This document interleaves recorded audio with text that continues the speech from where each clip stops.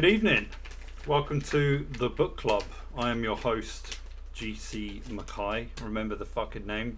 Yeah, well, it's a bit difficult to introduce something when the thumbnail and cover everything, but you know, what can you do? I hope, how many of you read it? That would be an interesting question to begin with, because yeah, you've had a week, even just over a week maybe.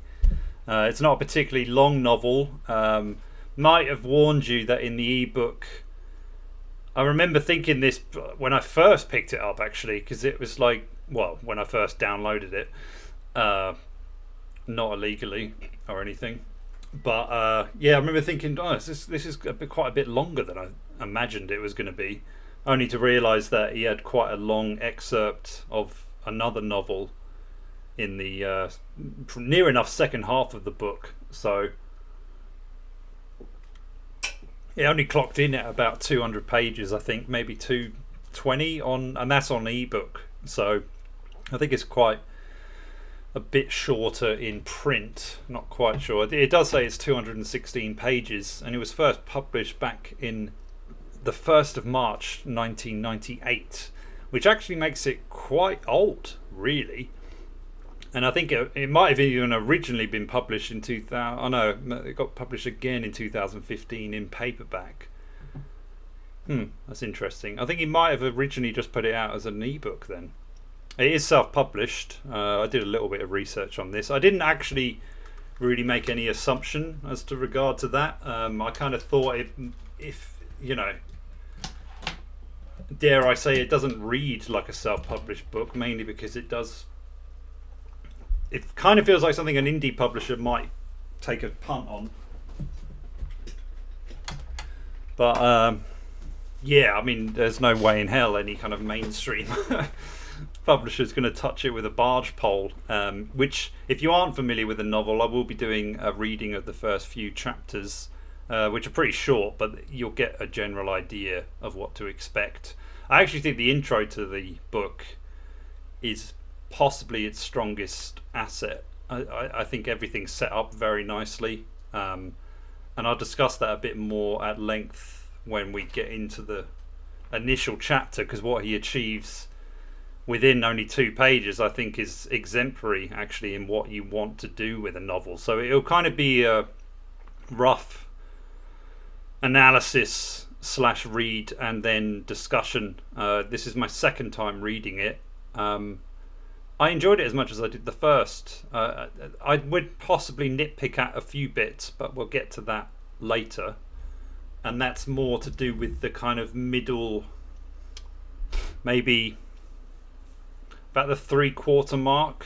I think I'd hone in on that a little bit. But aside from that, I actually think the flow of the piece works very well, and I like the transitions when it goes from this kind of gritty realism into a kind of magical realism, if you will, and then I do think they still complement one another, but I know what I'm more of a fan of as it goes on.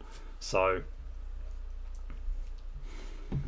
yeah, I totally agree, and I think when it comes to that prose, it's like, I think that's the strongest element of it, and it actually ends up adding to the humour, and I think his bigger point or the themes he's really going for, because I think it's very easy to just read it as a very gratuitous and grotesque kind of piece, but I actually think also that it's making quite a based commentary on people's inner desires, and it's very judgmental and unforgiving about them. So it's almost like I would say it's like a Marquis de Sade but with a plot, which is actually a massive compliment, because the worst thing about de Sade is that there isn't really much of a plot, and the things you have to pick out of it, are to do with social commentaries and whatnot.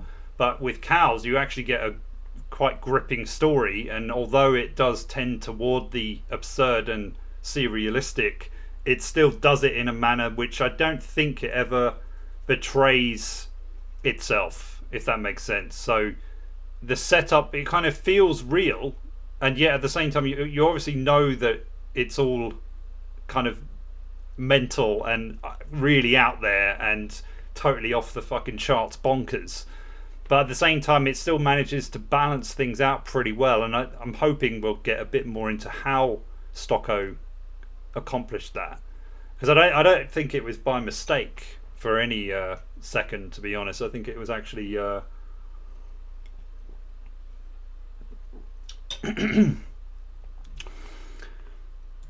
well, we'll get to that. I announced it on the main channel, but I'm not surprised that no one saw it because I did it in a community post. I'll probably have to get people's emails or something, or we're going to have to decide. I've got a book in mind for the next one already, so when we get to the end, I'll mention what that is.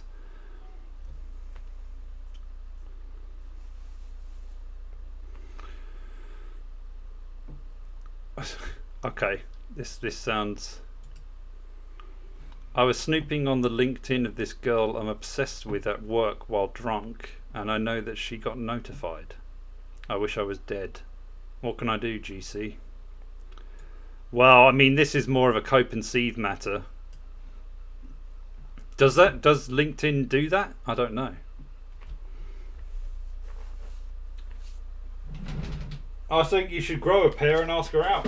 If she knows that you've been stalking on her, there's a small chance that she might reciprocate your lusty perversions. I don't know. You know. But everyone else can take note. If you're going to perv on a girl, don't do it on LinkedIn, apparently, because she will find out.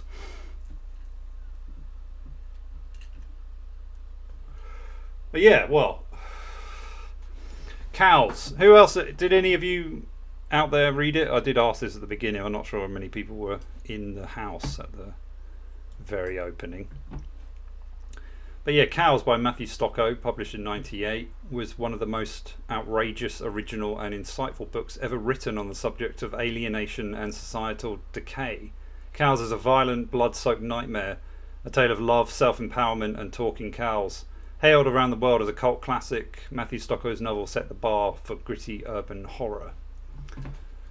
I'd love to know who wrote that little write-up.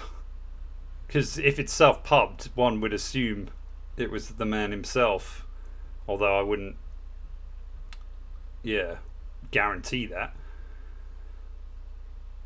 It does. I think even one of my old reviews might be around there somewhere, but fuck knows, I don't really want to read that. But here's one star. Cows is a work of cartoonishly grotesque surrealism, a carnival of scat and bestiality that I judge as neither comic nor dramatic. Indeed, this panorama of frustrated excess of freedom managed only to mildly arouse me, inducing a craving for a burger, and primarily bore me, quite intensely so. Abuse alienates us, love is essential, and talking cows are our salvation. Is that a review? I don't know. Anyway.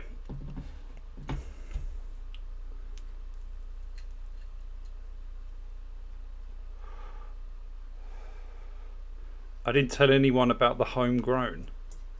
The fuck are you talking about?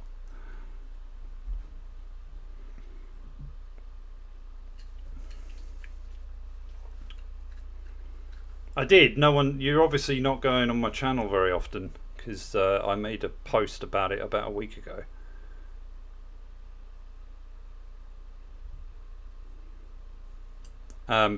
Batty has a good point, in fairness.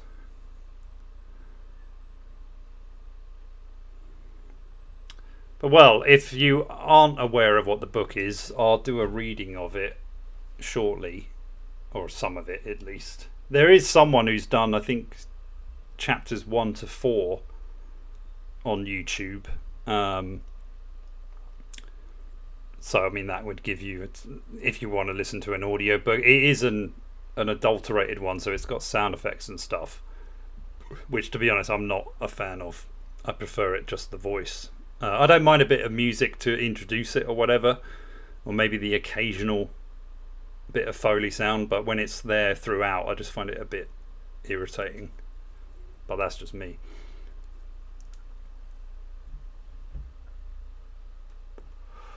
I actually did send you a copy, but to your other email, I did wonder whether you'd actually get it. But all you need to do if you are in want of a book is just say ebook download sites Reddit, and there's loads. I use one called where is it? ebook-hunter.org. It does me pretty well most of the time. Sometimes I have to go to different places, but in general I seem to be able to find what I want on there.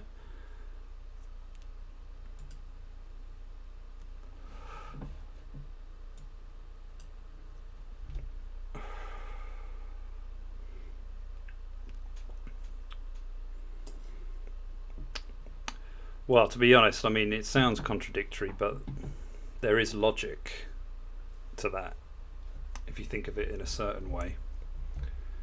Get out while the going's good, I believe the expression would be.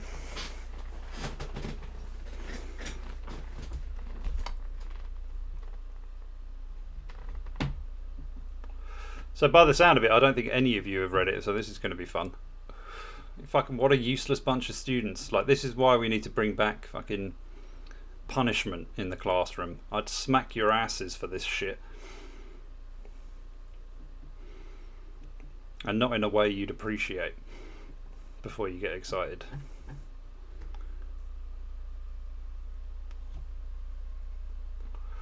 Although Painbow read it inadvertently. I'm not sure. Why did you read it? I mean, we were talking about it last stream, if I recollect correctly. Maybe you were reading it by chance, I don't know, but seems unlikely given the sheer amount of books out there, you know. Anyway, I'll get to a reading. I'm just going to finish this off so it doesn't distract me.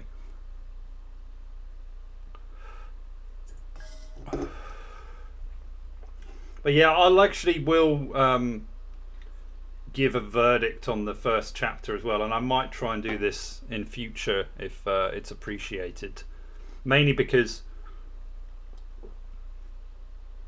one of the most important things to get across is basically everything in the first chapter, and that can be quite a daunting task. And when it's done in such a little amount of words, it's actually pretty impressive.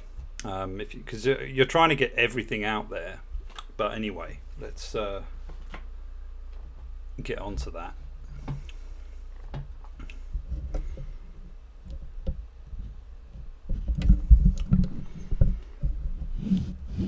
Yeah, I do remember suggesting it for actually no, yeah, you suggested it, didn't you? I think for the first book. So good suggestion, I would say, especially because at the moment this channel isn't monetized, so this is the best time to do this book, to be honest.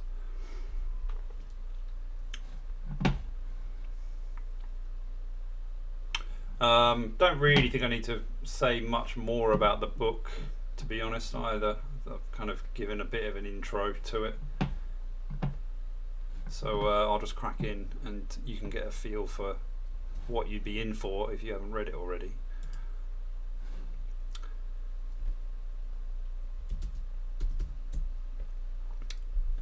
Let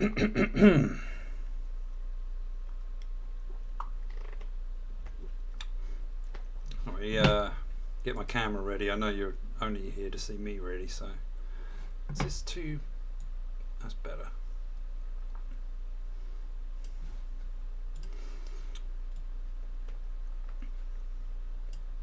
Oh wait, I fucking moved it.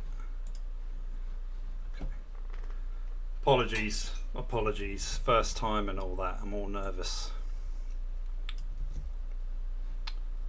Nearly there. Yeah, that's better. In bed, Stephen could feel the toxins tumbling slowly through his bloodstream, jagged black particles that rolled in a slow motion undersea current, gouging soft tissue with their passing. If he closed his eyes in the dark room, he could see a science book photo of his blood map. Blood, Not sticky red liquid, but billions of corpuscles, all backlit in a fireside glow, jostling for position in a race to the heart that would love them and pump them down to the lungs for that good oxygen. The heart wanted them to live, and it cheered on its team with the unshakable, endlessly enduring love of TV parents. But riding the backs of his corpuscles, leaping onto them from his stomach wall and through the sick grey coils of his intestines, not giving a shit what his heart wanted, the hard black grit of Mama's catabolized meals jammed itself into his flesh and fat and gristle. On his back in the greasy ruck of bedclothes, he could feel the thousand systems of his body clogging with his filth. He turned on his side and looked out the 3 a.m. What did that say? He turned on his side and looked out at the 3 a.m. city through a single uncurtained window. It didn't work.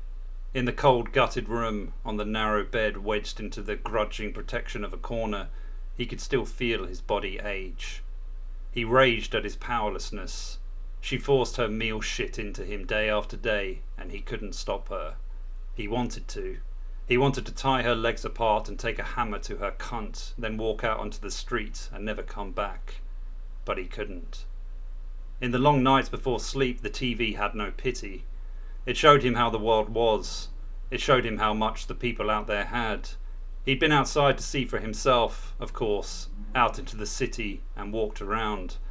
But it was too frightening to stay out for long. He wasn't like the people on the streets. They lived so perfectly. They knew exactly what to do to be happy, and they did it without even having to think.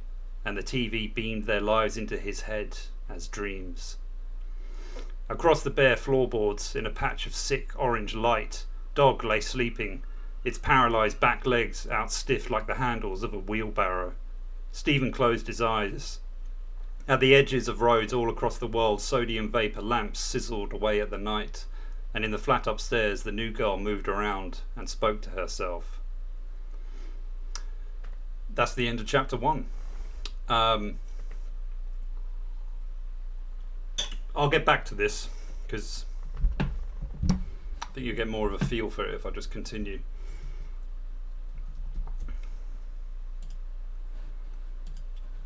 The fuck? Okay. Chapter 2. In the mornings, if the water ran hot, Stephen could stand for hours in the raw concrete of the shower stall. Like sleep, it was an escape. The flow of the water soothed him, threw a cover over his emptiness. It was like the few times he had ridden a bus. Without doing anything, you were doing something. You were moving, and the movement absorbed you. All the head chatter went quiet, and you could imagine you had all the things you saw on TV. Like love, and a ranch in the forest with a horse, and a brand new Jeep, and a child and a wife who loved you and would stroke your cheek when you got home so tenderly that you knew she lived only for you, and when you walked through the forest or the city, a path opened up and you always knew which direction to take, and nothing ever jumped out or stopped you or cut you down from life because you were right in there with it. You were part of it all, and you didn't miss out on a thing. And when you looked at the TV, it was a mirror. But when Stephen stepped out to dry himself with a rag, when his feet hit the scummy stone floor in front of the toilet, nothing had ever changed.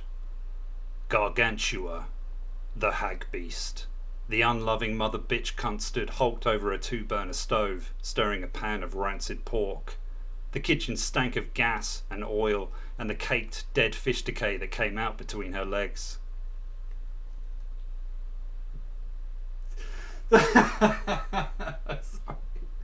Fucking poetry. Stephen sat at the small unbalanced table and watched Dog drag itself across the sticky lino to the shit tray, its useless hind feet swish sideways with each lurching four-leg step like the tail of some broken fish. He'd had it from a pup, 9 years, and had been there standing impotent and frozen when the hag beast crippled it with a brick for no reason at all.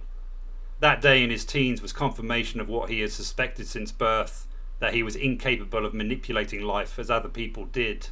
Unlike them, he could have no effect on the web of events that surrounded him. He could bring about no change. Dog had looked up at him, not savage or pain-snarly, but confused, like how could Stephen allow this to happen? In those days, Dog was young and had not learned how powerless Stephen was before the beast. Out in the hall now, the animal shitted a dark turd into a bed of ripped newspaper. Good boy, snapped in half and still killing itself to please. The hag beast brought breakfast over. Here, lovey, Mama's best boy, eat that all up. She sat opposite him and slumped chunks of undercooked meat onto his plate. The oil that soaked it was flecked with something that looked like phlegm. Eat up, eat up. Got to eat Mama's food that she makes just for you, haven't we? Stephen looked at the sagging face, at the crosshouse pouches of fat and the clogged skin, at the ancient blackheads that had grown with the years, outward like the rings of a tree. The grey hair on her jowls lay flat under the crusted remains of 1,000 meals, and she had snot on her upper lip. He summoned his courage. I can't eat this. He prodded the food with his fork, dropping his eyes, wanting to challenge her but unable to bear the terror of her gaze.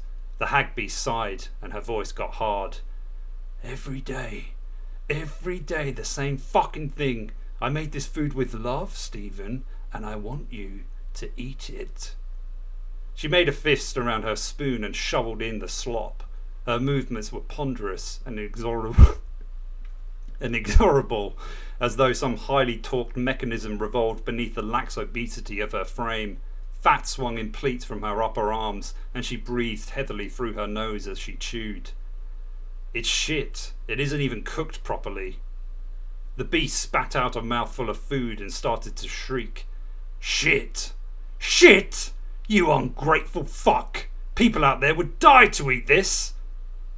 Stephen held tight to the leg of the table and pushed his words out like small boats into the storm of her screaming. Food like this kills people. Eat the fucking food! Her words rang on the filthy tiled walls. In this tight space outside the world, their fury silenced the city. She heaved herself upright and stood waiting, daring him to refuse, grunting low in her throat and pressing her teeth together. Stephen didn't have the strength to resist further. His fear of the monstrosity before him withered to dust the small store of opposition with which he'd hoped to transform the morning. He speared a piece of the meat with his fork. His stomach rolled, but like every other mealtime he filled his mouth and chewed and swallowed, and kept on doing it until his plate was empty. Chapter 3. On the bus to the meat grinding plant, the cereal and fruit-fed faces of the passengers made him feel haggard and polluted. He wanted to reach out and touch them, to reassure himself that he belonged to an essentially similar world, but he knew he did not, and that if he tried they would telescope backwards like some effect on TV. He watched them instead. They were so much more real than himself. The air around them was bright with the definition of their existence. He felt himself blurring with the sunlight and the motion of the bus, as if his outline was sand or fine powder. There were couples too, together on the slashed seats, and they were the most densely coloured of all. Their belonging, their completeness, pushed them out from the background of safety glass and pressed steel, up so close to Stephen that he could feel the flow of love between them. These were the ones whose lives got shown on TV. They knew the secrets of the game, and they played and never considered losing. They were gods from some golden other world. They had arms, legs, their faces moulded to their emotions as his did. They even aged. But they were beyond him. The air they breathed was not his air, and the light that fell on them came from a warmer source than his sun. He longed to imitate them, to share in the mass normality that rolled in cathode waves across the dead nights of his loneliness. The bus was almost empty by the time Stephen stepped from it into the death stink at the edge of the city. There we have it. That's my lot for this one. It's fucking fun to read. I can't lie. I'm just gonna take a quick break and then I'll come back to chapter 1.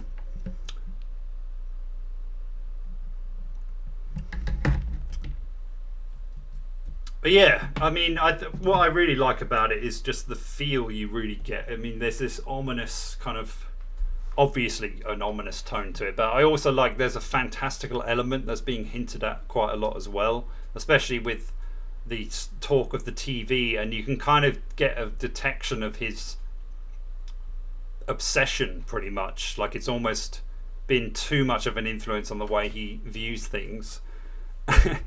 The Hag Beast is beautifully introduced, and you pretty much understand her character, from the off. I mean, I guess out of all of them, she's probably the most two-dimensional. She's like the very obvious villain of the piece.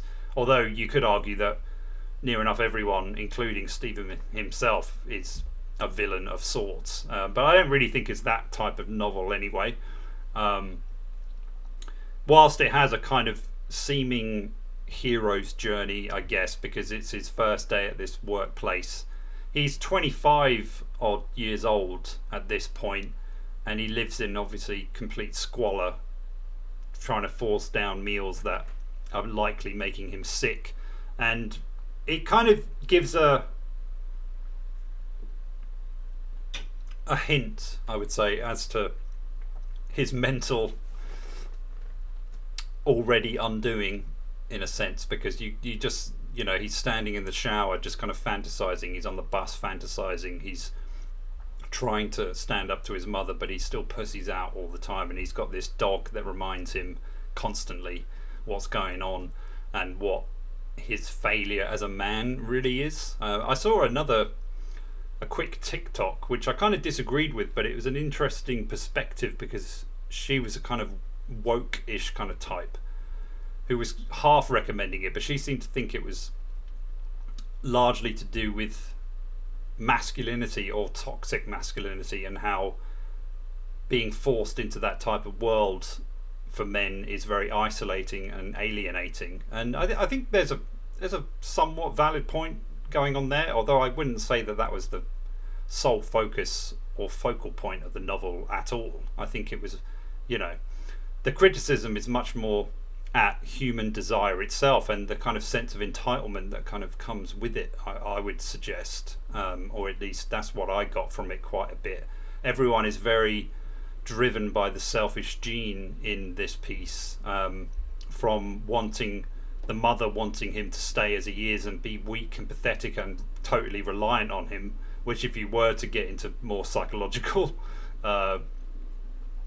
territory, there is that single mother potential, because there's never any mention of a dad aside from I think when she gives birth, and even then it was more to do with how she gave birth and the regret she had, and basically the relentless turmoil she's put him under ever since coming out of her cunt, as she so delicately puts it. But yeah, to look at, say, chapter 1, I mean, if you are trying to convey your whole message within a first chapter, I think everything works very well in bed. There could be a hint there somewhere, but I think that would be looking at it a bit too much. But yeah, I suppose the toxins tumbling through his bloodstream and stuff, so it's already giving an idea of, like, he's going to revolt against his current circumstances. It's kind of stirring up within him, but where Stokoe's using it is to also portray the vile and bile that is stewing within him. So whatever is going to come out of this metamorphosis, if you will, isn't going to be anything good.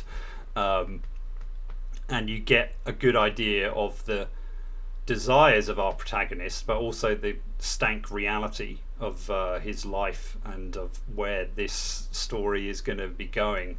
We also get the mention of the TV parents and their endlessly enduring love, which again is caught in the realm of fantasy. So he's kind of basically been raised on TV, is what I would assert from because this stuff comes up quite a bit, possibly a little too much as it goes on. I mean, it was my second read, so maybe I felt like maybe over familiarity made it seem repetitive when it wasn't, but I still quite enjoy it, because I just think it really paints how he views the world. It's almost like he believes in adverts in a sense, or if he has an ideology behind them. But yeah, so it also gives an idea of the body horror as well. So yeah, when thinking about bloodstreams and corpuscles and whatnot, and catabolized meals and whatnot, and then how that's so quickly associated with feces and excrement and whatnot, which, I mean, that's what it turns into. So it's kind of being pretty direct in what it's getting with, but he also does it in a very poetical way. I would argue, like, there's a definite lyricism to his wordings, and I think it makes it very fun to read. And there is a kind of subtle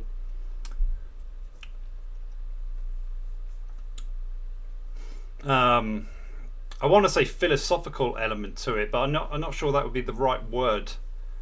I do think the underlying kind of element of it is there, and the kind of the ideas it wants to channel through its piece are subtly put throughout. So you're getting this kind of concept of a reality within a reality. So I think the stuff with the TV works very well, because you get this idea that he lives in a place that is removed from the real world, but at the same time the real world is just over the horizon. So it's like he kind of lives on these outskirts, which, you know, some people do, and it could be foreseen as these forgotten areas that are very neglected, and people are left to live in their or at their own devices, and more often than not, that usually leads to some pretty odd behaviour, to say the least. Obviously the novel takes it to its very extreme, but it also creates a division between his world and the real world, and that is funneled throughout the whole piece pretty consistently. Even when as it goes on and we get to the talking cows, he's kind of underground, so you get this sense that the real world is above him now, instead of like on, say, west or east. It's more like he's still within the filth and the slime and sludge of the sewers, essentially. But again, it also creates a nice parallel where you still feel that there's a gritty realism to the piece, even though you're, you know, reading about him riding a fucking cow through, you know, underground tunnels and things like that. So it has a very weird, cartoonish, almost sub-reality to it, which, I mean, you could analyze it from a number of perspectives as well, if you were so inclined. Like, is it more to do with his mental state, especially after working in a slaughterhouse and being subjected to guts and bile and beheadings and castrations and all of this kind of stuff? Like, it paints a pretty vivid picture at times, to say the least. So when it does get into the bestiality stuff, it almost feels inevitable. I kind of find, like, you're not surprised by it. I think the thing that took me more by surprise this time was just how much scat is involved. I pretty much forgot about that part of things, or maybe I blocked it out, who knows. But I remember thinking, like, yeah, there's a lot of this shit stuff going on. Like, even the way he deals with the hag beast is just so beautifully yet disgustingly graphic. It's kind of something to be admired, I would say. But to get back onto this chapter, we can't sleep because he's agitated by the thought of going out into the real world. So we get another idea of his social inability, potential kind of such a lack of being socialized as just creates anxiety by just the thought of going outside. And then obviously that makes him associate with the hag beast. And we just learn about his desire to, you know, tear her a new one, quite literally, and more about the TV, and then we get some knowledge about the dog, about how cruel his mother can be, and also the girl upstairs, which is subtly played in, and you get to know exactly what she's about as well, because she's a new girl. So it's potential for this love life that he pontificates on wanting, but also she's talking to herself, which is another pretty good indication of what her mental state is like. So yeah, I mean, pretty much every box is ticked here overall. The only thing that's left out, I suppose, is the cows themselves. but I don't think that really matters overall. Especially because, yeah, you know by the title that's where it's going to lead, and even by the second, third chapter, that's where he's headed to go and work. And there is I'm going to drop a lot of spoilers if you haven't read it.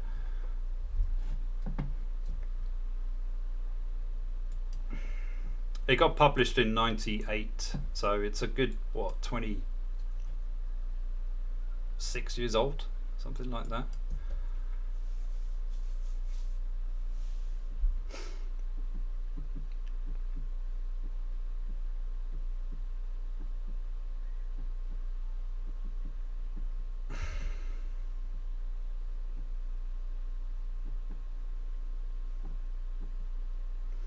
Well, if anything, we do live in a time where stalking people is pretty much the norm. So she probably hasn't even seen it. I don't know how active people are on these things, but yeah, I wouldn't worry about it, dude. Just ask her out before you think before you wank. That would be my advice. But yeah, back to the novel.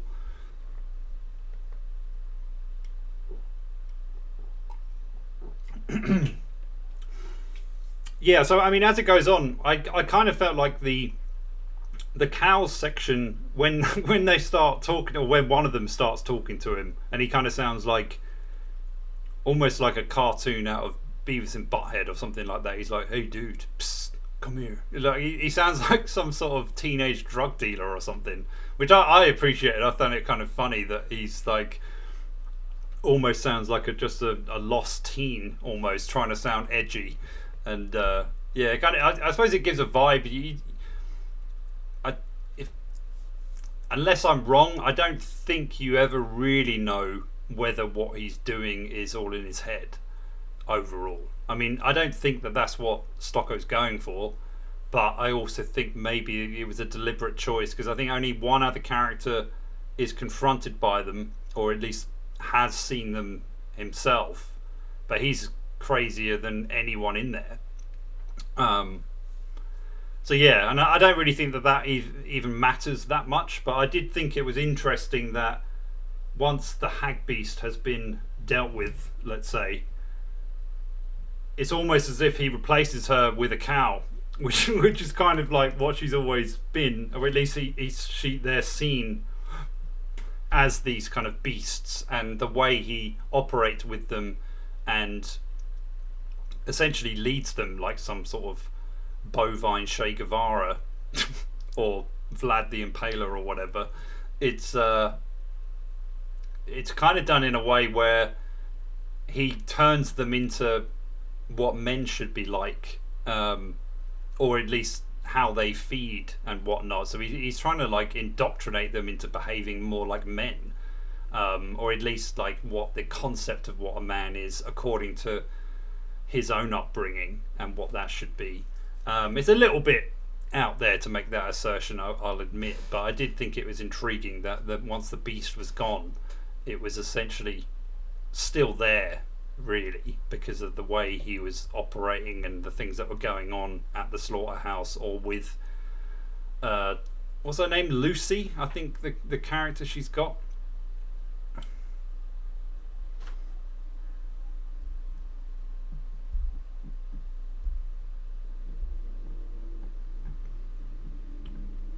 Yeah, Lucy. I think my only small complaint about how her character ended was it was very quickly done, and I mean, she kind of got her own send off, I think, which was a nice way to kind of cut her out. But at the same, and yeah, her death wasn't exactly surprising given her proclivities and pastimes and whatnot. But she's basically like the only one who really sees what's going on, even though she's totally, gone mentally, and she thinks it's an actual living growth that resides in people, this kind of black sinister tar that is controlling them and whatnot. But in some ways she's kind of right. although she doesn't realize that it's actually a mental disorder that's the real thing that's kind of controlling their behavior, and she kind of projects it into something that she firmly believes to be real, almost in a kind of Gnostic demiurge kind of delirium, where she can't help but believe that if you open up a human body or any animal's body, you're going to find some sort of black resin that resides in them and is controlling them, essentially.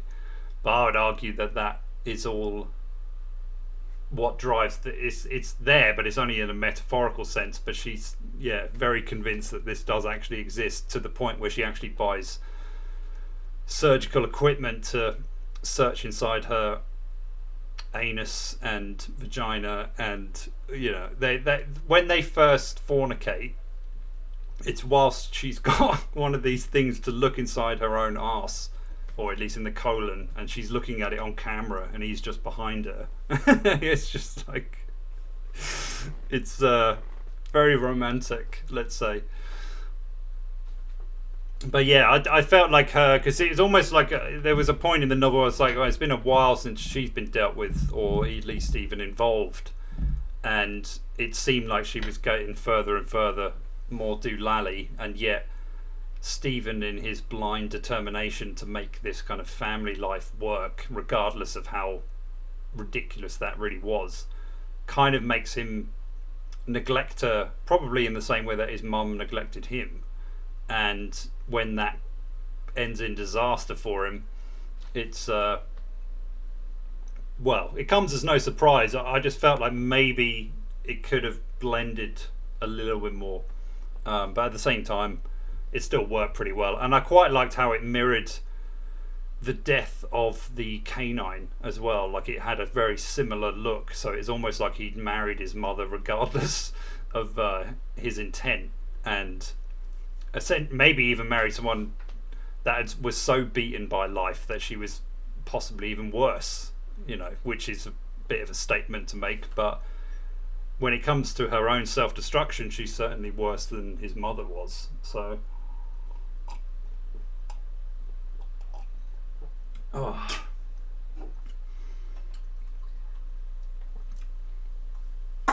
yeah, I can get onto a few other things about it,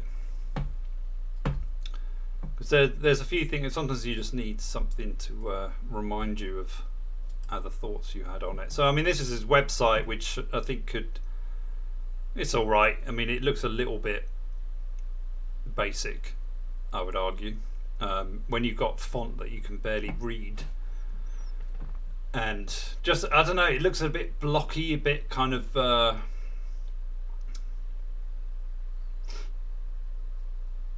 I can't think of the right phrasing, but a little bit 90s maybe. I mean, it's almost like it hasn't been updated since he put this book out, but it's a website, it does its job. So yeah, I mean, obviously he's got 4 books out. I would be intrigued to see what his other stuff is like. I would be very surprised if it was as gratuitous as Cow's is. Mainly because I think once you go through or pen that kind of novel, to do the same thing using, I don't know, foxes or whatever, it wouldn't have the same pull. Like, and I'd be very curious to know, because he's quite an elusive guy. There's not really much to be found out about him. All I know is I think he was raised in England, and I currently resides in Australia or somewhere like that. But yeah, there's not a lot of information on the dude. But I would be very fascinated to know if he ever worked in a slaughterhouse, because the descriptions within that place, I think, are arguably the most well represented. That and the flat. And obviously he's clearly deriving it from some sort of experience, but I don't think I'd just be curious to know, because I've only met, I think, one person who worked at a slaughterhouse with pigs, and he told me a bit about it at one point. And yeah, I mean, it sounds horrendous. I mean, he described how the pigs knew what was happening, in a sense, because when they were round up to go through the finer conveyor belt or whatever, they start doing this shrieking kind of sound, and they basically start to squelch and fidget and do all this kind of pretty grim shit. And the way it describes it, I mean, he might have just researched it very well, but I'd be curious to discover if it was derived from some sort of personal experience, which I'm sure it is in some regard, but maybe not the work itself. It's hard to say, really, but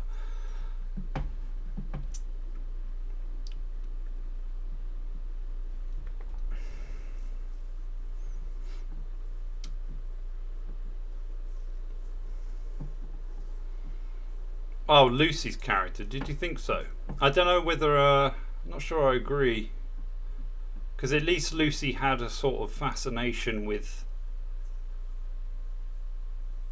well, the body, let's put it lightly, and maybe to the point where it did make her a little two-dimensional, whereas the hag beast was just a hag beast, kind of she just sat around. I mean, the only thing that she had in a sense of a personality, I suppose, was her defiance against her own son, where no matter what he would start to feed her, she'd eat it out of pure spite and things like that, and try to shit test him, use the appropriate wording, 24/7, and that seemed to be about it. Like, there wasn't really anything else going on with her. She was like a cancer pretty much on his whole existence, but in the novel itself as well, I would argue. One that potentially was the very thing that kind of grew. So as the novel goes on, if you're not too aware, he obviously starts the job at the slaughterhouse, and there is a character called Cripps who is a total loon, but who puts it in his head that if he does start to kill it, and he clearly has an interest in doing it, he's got this kind of notion of what it might mean for him, and that whole bit at the beginning where it's about manipulating people and actually having an effect on the world and things like that, this Cripps character basically convinces him that if he starts killing supposedly just cows at first, then it will grant him a power that he has never known before, and this is how great men live. Almost gets a bit Napoleon Bonaparte in some regard, where it is this kind of belief in violence and the glory of it and stuff like that. So, like the other review I mentioned that was talking about toxic masculinity or whatnot, I think there was a very interesting question being asked there. But obviously Stephen's very easily convinced by this, and he has a bloodlust in him anyway. I mean, even from the beginning, it's like he's clearly been fantasizing about finally standing up to the hag beast, and basically dehumanizing her, I think, is very intentional on Stokoe's part. But also in Stephen's, he doesn't want to view her as anything other than a mother bitch cunt, and basically won't or refuses to see any humanity in her. And I don't think it's any mistake that she is the size of a cow. It's his whole reasoning actually for going to work at a slaughterhouse of all places is probably because that's the closest thing he could envision and practice on when it comes to slitting something's throat. So it's very well thought out in that regard. And obviously this Cripps character starts to stir these new ideas where he believes that killing is going to be the golden ticket into a future life of feeling some sort of power and control over the world. And I could argue that there is a criticism of masculinity there in some regards, not necessarily murder itself, but the idea that the only way you can control things around you is by obliterating it if need be, and of removing it through sheer force. And evolutionarily speaking, I think that's what human beings, or at least Homo sapiens, have certainly taken advantage of. And if it was one of the strongest points of our working life, and was the most well regarded element in some regards, or at least during certain periods, that kind of manpower, strength and vitality, and people busting a gut just to get things built and made and yada yada yada. So you can kind of sense the reasoning, I mean, without necessarily agreeing with it, but it does add another philosophical element where you do wonder, like, it's an intriguing question to point, and it works very well within the novel because it adds an element of, dare I suggest, moral questioning, or at least a nihilistic one as well, like one where it's like, if you don't believe in anything in regards to principles and ethics and whatnot, what's stopping you from doing this, especially when it comes to your own fantasies and whatnot. But yeah, once that starts to come into fruition for Stephen, and he thinks it's going to do it for him, but this is the moment pretty much when one of the cows starts talking to him and starts to warn him about this Cripps guy, and kind of takes him under his wing. He kind of becomes almost like a father figure in a weird way, at least for a little while. And that's when he starts to question it a little bit. I mean, there's no question over the fact that the cow's like, yo, what's up, man? See you later, dude, and all this kind of stuff. There's no question about the reality of that aspect of it, which I thought was fine. Like, I liked that. Like, it wasn't like, oh, is there something wrong with me? It's like, no, the cow's just talking, and he's just gonna have a chat with it now and again to see what's going on. And yeah, but he kind of puts a dent in his thoughts, because he starts to believe that committing murder and whatnot is the very answer to what he wants in life, and that's the key to his happiness. That's how he's going to get the life he's always seen on TV and all this kind of stuff. So it's almost like he's discovered what it is that drives most people, or at least in his mind. But this puts a question mark over it, and then that becomes a kind of duality of war in his mind. And then obviously he starts his relationship with this Lucy girl, who's clearly I don't even know how to describe her, but she's very childlike, I would say, in the way she views things. You don't really get much of a backstory with her. She was somewhat mixed race, I think, like Indian or something, maybe Malaysian. I mean, that was mentioned in the piece. She was kind of brown skinned, and I don't really know why that was mentioned. Maybe to make her seem like more of an outsider than the remaining, residents of the apartment building he lived in. I don't really know. I couldn't really work that out, why that was relevant, or maybe it was just a character trait that the author thought, that should be mentioned. I have no idea,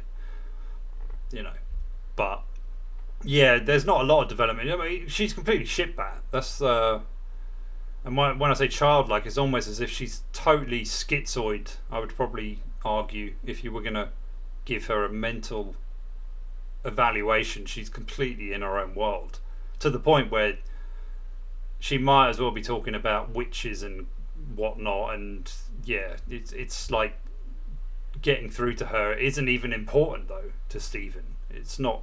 She is just a woman who can be impregnated and live in this family life that he wants to force into existence, even though really deep down he knows that it's not really going to be possible. And yeah, as the reader, like, you kind of read it with a sort of relishing misanthropic Schadenfreude, I would argue, because you know it's not going to end well for most people in it. It's like it's almost like poverty porn in that regard, because you are getting off on the sensationalism of it, but also the misery of the characters involved, and somewhat relishing. I mean, no one's redeemable in it, in fairness. I mean, even the cow, I think, is a little twat, and he's only in it for his own gain. And when Stephen starts moving in on his territory, quite literally, he is just as vindictive and vengeful as anyone else in the piece.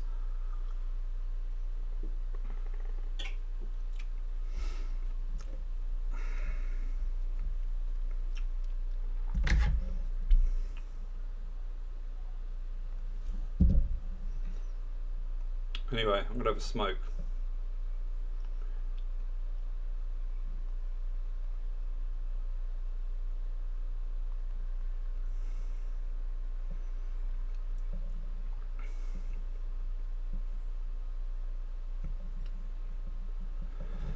And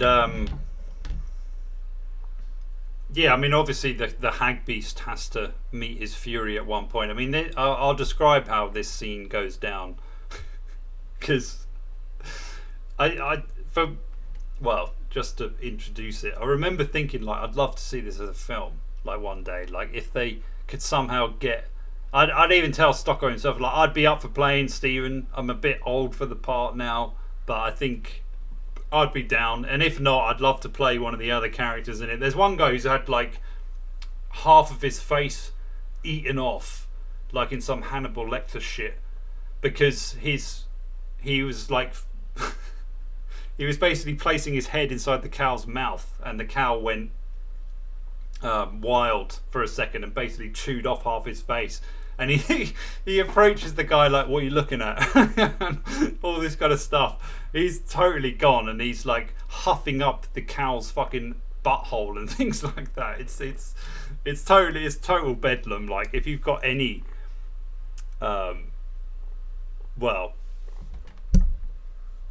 difficulty with grotesque content, I mean, this book is not for you. But yeah, it does, even to the most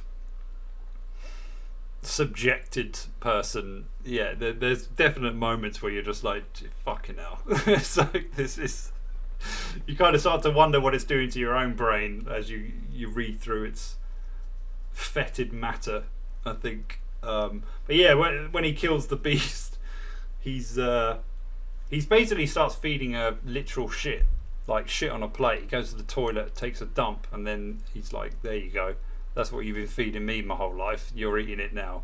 And then this becomes some weird power dynamic game between them, like almost like an arm wrestle kind of thing, where they both go along with it for the sake of going along with it, just for the sake of some sordid pride or whatever.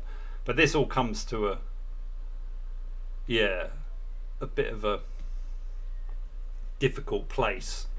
And yeah, I mean, I think she was winning it at the beginning just through her sheer weight, and then he manages to overpower her at one point. I think he's even driven by the dog's pathetic attempt to try and protect him, because the dog's like crawling on its leg. It's like Ren and Stimpy or something. Like, it's like, so its hind legs are fucked, so it can only move by dragging itself forward. And you just get this vision of him like being choked on the linoleum floor, and his mum's like fucking doing whatever she does, and the dog's trying to crawl over and manages to get up there and fucking takes a chunk out of her neck, and then she obviously reacts terribly to this and fucking caves its head in against a wall. And then I think really that's the main motive and drive that Stephen has to finally deal with her. But the way he deals with her is by plying his thumbs into her eyes, I think, at the beginning to subdue her, and then he duct tapes the upper part of her lip and then the lower part around, and then he this maybe you should just read it. I don't want to spoil it too much, but yeah, you can kind of get an idea of what's going to happen just from that description, and you're just like, Okay. That's nice. That's one way to do it, I suppose. That's kind of what I was left thinking. And I mean, I think the whole book is hilarious, to be honest. I mean, I think the bits that really get me. I mean, there's one bit when the mum's like snooping on the son and notices that he ejaculated, probably from, you know, jerking off or whatever, and then she doesn't complain about him doing this. She complains about the consistency of his sperm and starts saying it's thin and weak and pathetic, and that he needs to eat more of her food so he's got nice gooey cum and all this kind of stuff. It's just like, the fuck is this kind of, what is this relationship? But I don't know. There's something. What I do really admire about the novel is how Stokoe balances it, because even though it does go into these very cartoonish and absurdist places, I don't know. Maybe I'm totally fucking mental myself, but I just found like there's still something about it that feels like it's still in the real world, even though you're seeing all of this very over the top stuff. And I don't know whether that's because he sets it up with the whole TV fantastical element, so he kind of gets it into your head like you're almost watching a cartoon in a sense, because of the way things are described and the really over the top gratuity of like how rancid and disgusting the apartment is, the crippled dog that can barely move and is still trying to be a good dog, the way the mother looks. Like, you don't really get much of an idea of how she looks. She's just a blob essentially with a almost Tom and Jerry dress. You're like, where you don't see the main fatness of, all you see is the fatness of her, and you get the idea that Stephen probably is emaciated to some degree and looks sleep deprived and probably totally bonkers. Like he probably looks like a serial killer already from the beginning, and maybe everyone in it does, to be honest. I'd be curious, like, if you were to make a film out of it, who you would cast as most of the characters, because you wouldn't you couldn't cast anyone who didn't look slightly off, because I think that's what it's almost as if, like, if there was a novel that came out of the Hills of Have Eyes, or if there was like a world where they existed and instead of being deformed through incestual acts, they were actually somewhat normal looking, but yeah, you could still tell that there was something a bit loose, a marble was gone or whatever. But that's where they live, on the outskirts of this real world. I actually think that was a great commentary on the fantasy you get fed through TV, and then the reality of what things are. And really, the reality isn't that far removed from how supposedly other people live. And in a weird way, it kind of seemed to already depict what it's kind of like now. When you see these comparisons every time you open social media, you're encouraged to kind of go, "Wow, look how they're living," and stuff like that. Whereas Stephen, due to his depraved and deprived upbringing, has learned everything from TV, and this has given him a very distorted view of how things should be. And yet, I don't think he's alone in that. And maybe this outskirt world isn't really that far from what the real world is anyway. It just seems that way because he's always created a division, in a sense. I don't know. But yeah, just to go on a bit further. So the novel sets itself up like this, but then the magical realism kind of starts to step in, obviously, when the Guernsey starts talking to him, and like that becomes a bigger part of the piece. If I was to critique it or criticize it in terms of the prose, I did feel like the depictions and descriptions of the underground and of these tunnels and whatnot, they were a little bit vague. I definitely didn't feel as invested and in that world as much. And I don't necessarily think that's a bad thing, because it's like, well, how much are you going to describe some fucking forgotten underground tunnel or whatever? But it definitely didn't feel as fleshed out as the rest of it. But I'm sure that was slightly intentional, and it was almost like entering into the abyss of his own mind or whatever, because it was difficult to really ascertain how much of it was supposedly genuinely happening. But yeah, I don't know. I found those parts quite separate, and maybe it was supposedly digging into the darker realms of his psyche, and therefore it was a bit more dreamlike in terms of how it was depicted. But I did feel like there was a slight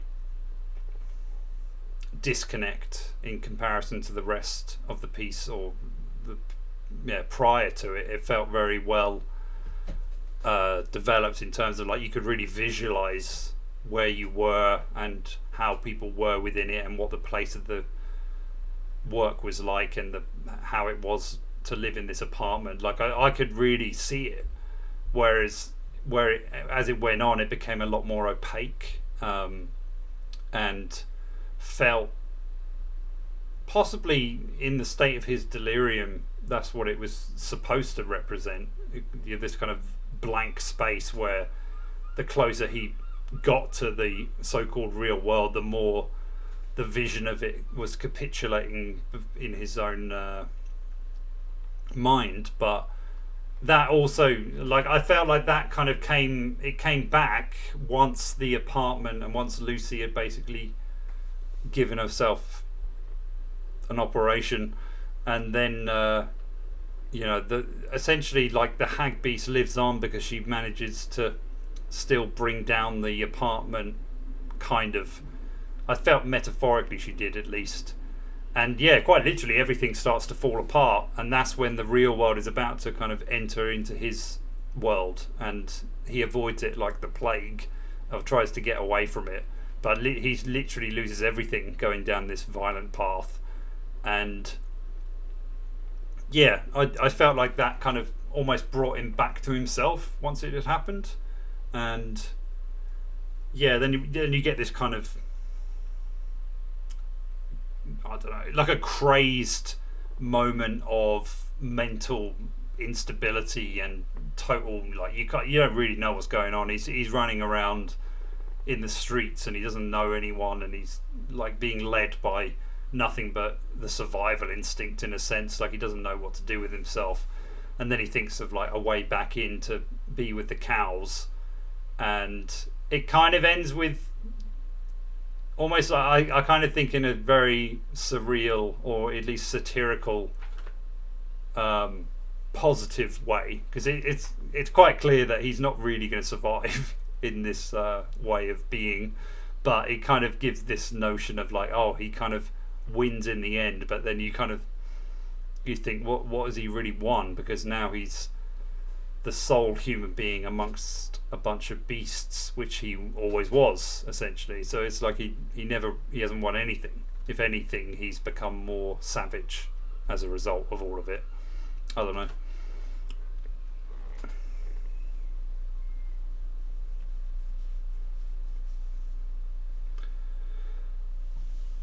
Well, yeah, I've been waffling on for quite a fucking while.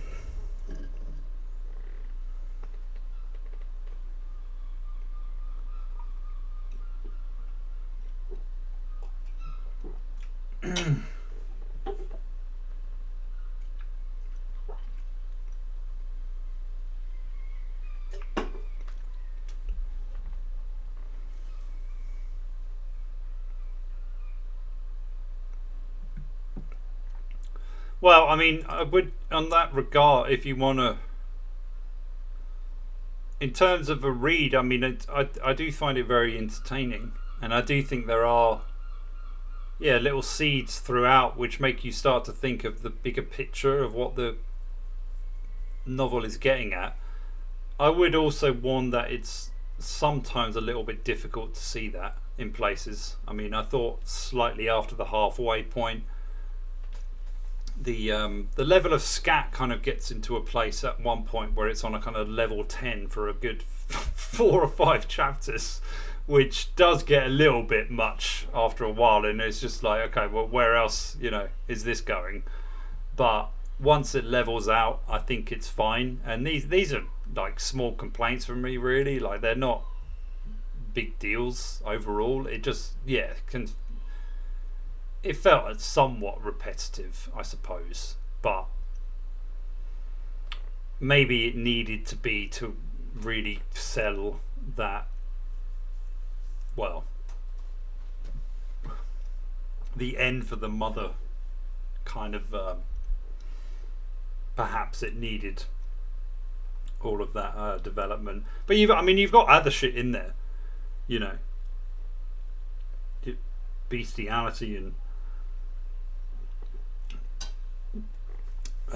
home surgical explorations of bodily inputs.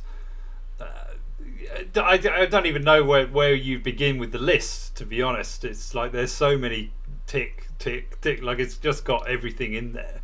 But I think the whole, the total bedlam of the world, I think, is really getting at the base desires of the human race, essentially. Like, it's got that biting satirical cynicism to it that's like very,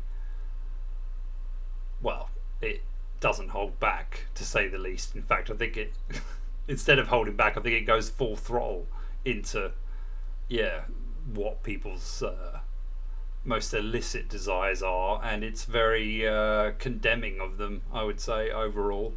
But also, I don't think it judges the people in it. I think, it kind of just makes a commentary on, as I said before, like the entitlement people have because of like their desires to be happy, for instance. I mean, Stevens is an innocuous dream, essentially, and one that many hold, but there is an element of like selfishness to it, and one that does seem to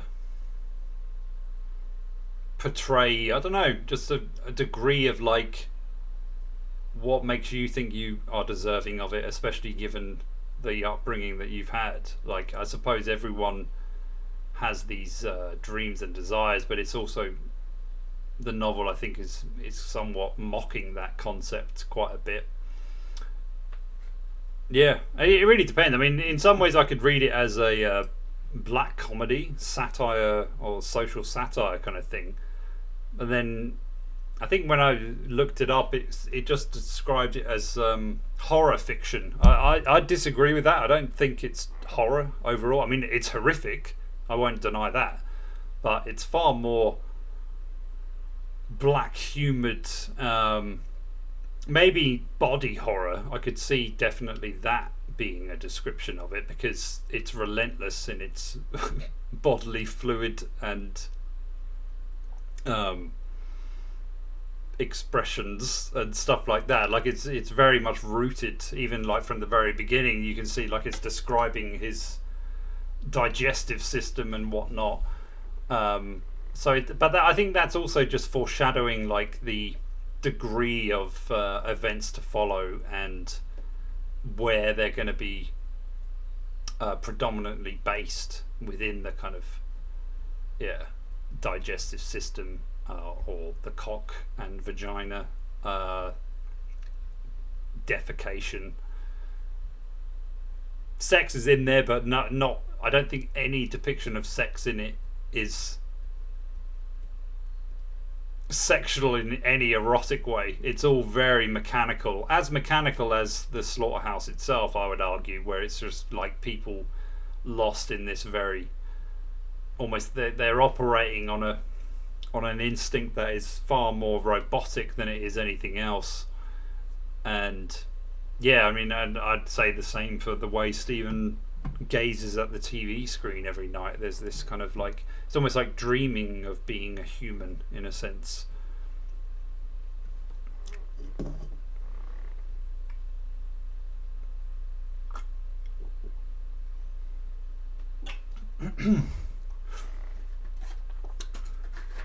Well, I think I have waffled on about it enough. I mean, you can probably tell that I'm a fan.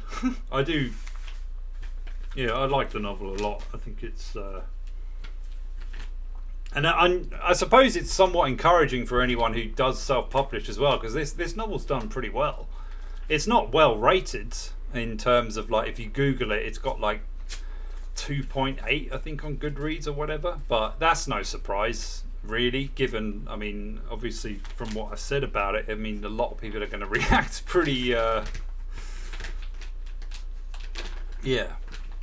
disgustedly toward it, because you have to try and see past all of the gruesome depictions that it has. But I do think there's a poeticism to how he depicts the story. There's a control going on there as well. I think the opening chapters especially, everything is just very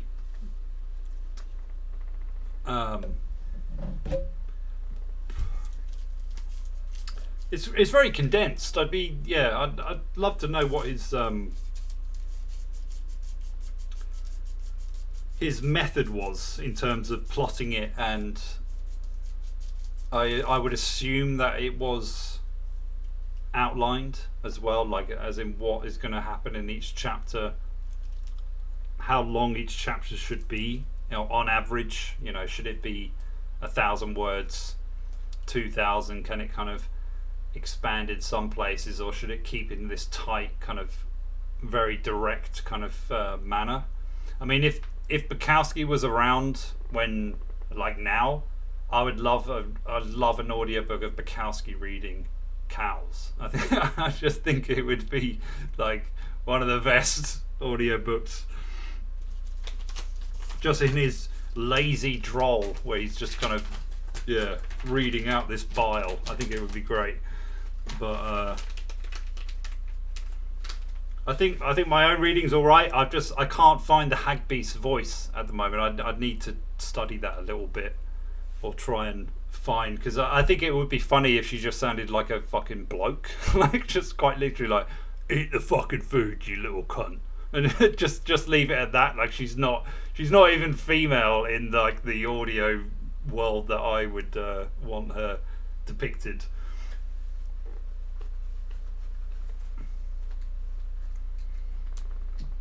I don't know, actually. To be honest, I don't really recall.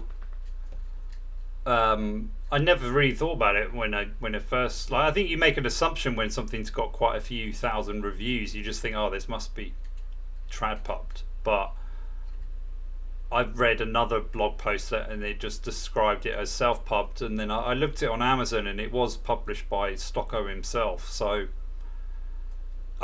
maybe it was picked up by a small indie. I don't know.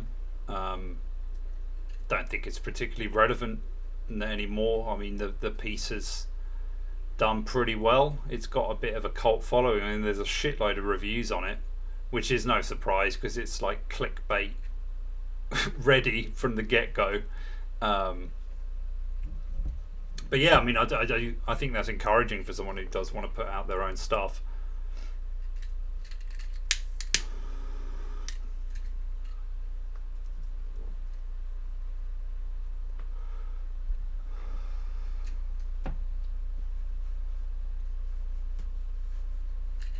The only thing I think would be difficult with it is just how gratuitous it is. If you were going to depict it, as the novel is, I'm not sure. I don't think you could really get away with it. I mean, maybe some, really low budget type of thing in somewhere like Cambodia or whatever. Maybe it could work.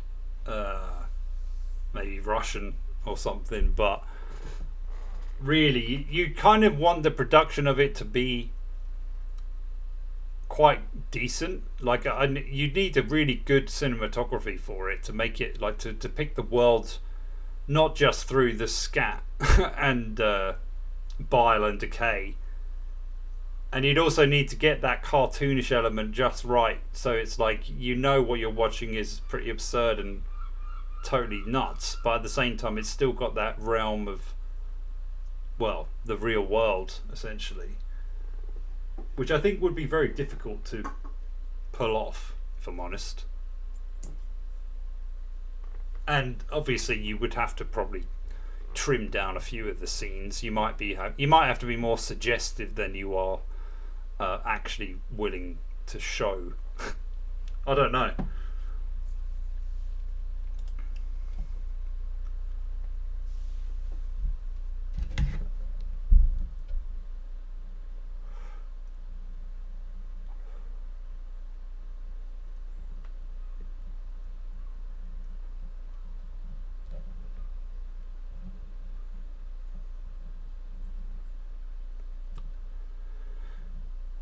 Yeah, well, I think that's probably it. I might have a quick look at this site because there was some recent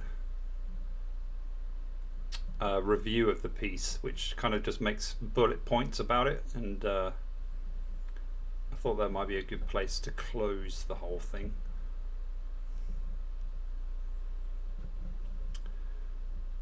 Looks like we got a couple of spins waiting as well. That's nice.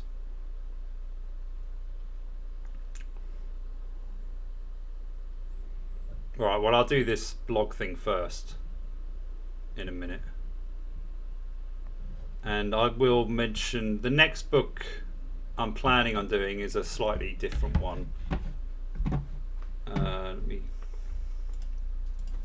Obviously, I mean, I think it'd be hard pressed to find a book that's similar to this.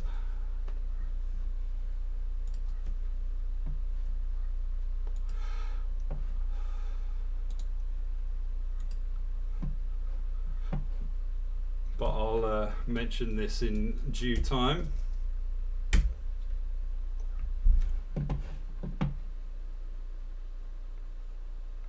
Well, I mean, that's a good point. I don't know.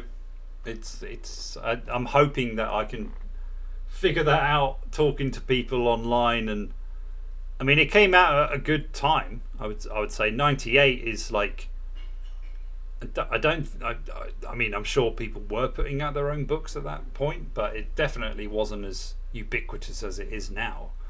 Nowhere near, I wouldn't have thought. So yeah, he probably got in early, and possibly due to the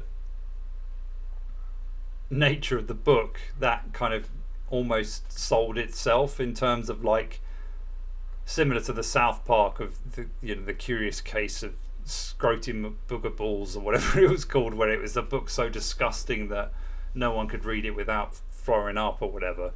But yeah, maybe that was a good marketing ploy in terms of like the shock value of it and whatnot. But I don't know. I mean, I would guess that he put a bit of money into it in terms of like, because I think it's got a Kirkus review, and I know those don't come cheap. But who's to say? I mean, if you can put money into your own projects, do it. I would argue. I mean, it's very hard to know. I mean, they say in marketing that 50% of stuff is always going to work. It's just no one knows what that 50% is. So you just in a way, it's like gambling. You don't really know what's going to pull off. And in my experience, the value of a book is pretty minimal, so unless you get lucky, the chances of actually making money on it are pretty slim. And I'd venture to guess that any publisher would tell you that as well, because there's plenty of publishers who've pumped a lot of money into novels they really believed in, and they came up short and no one gave a shit. So have I heard the news? What, that it's coming home? Is that the news?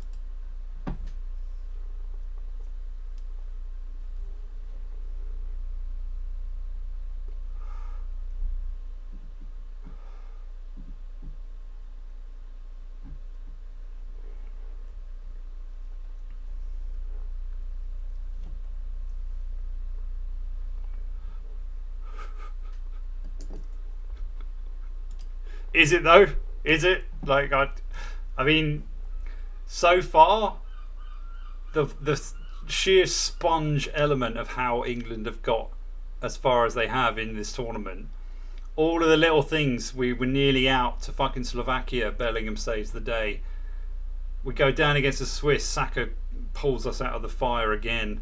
We win on pens with brilliant penalties, and then we beat the Netherlands in the last minute of the game. Like, everything seems like it's fated, baby. It's going to happen. But then I look at how Spain have done, and in a way, and I hate myself for saying this, but it would be kind of tragic if they lose, because they have been the best team by far.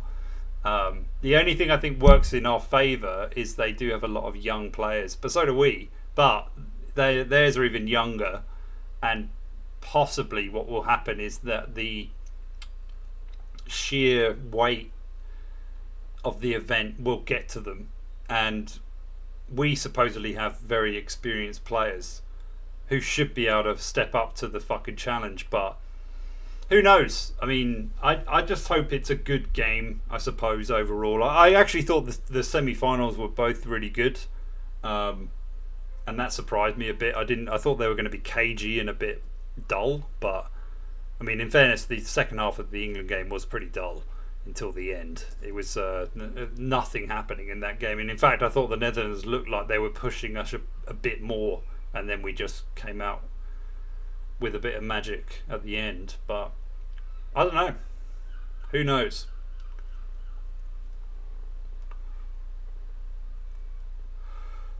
I think we're going to do it, actually. And I don't normally say this unless but I also think of, then I think of Spain and how they've been, and how well organised and balanced and fearless they are, and I just think there's a little bit of an obstacle. I mean, we've been playing shit, and we're playing against shit, and we've still been struggling, and yet Spain have got through. They beat Germany, they beat France, they've beaten good teams.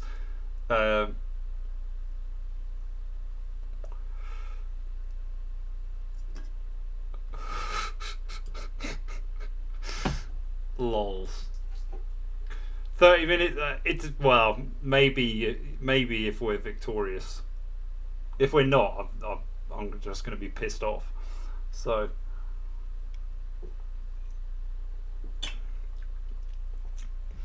but yeah, it's going to be interesting. Just please play well. That's all I want. That's all I want. Like, I could accept it if we played really well, but we just didn't get the rub of the green, and it just wasn't going to happen. That's all I want. I don't want this like reserved conservative bullshit where we don't express ourselves. That's been the most frustrating thing about watching this England team, because you look at the players and you think, come on, they're all there. Why aren't they clicking? But maybe they're just overrated. I don't know.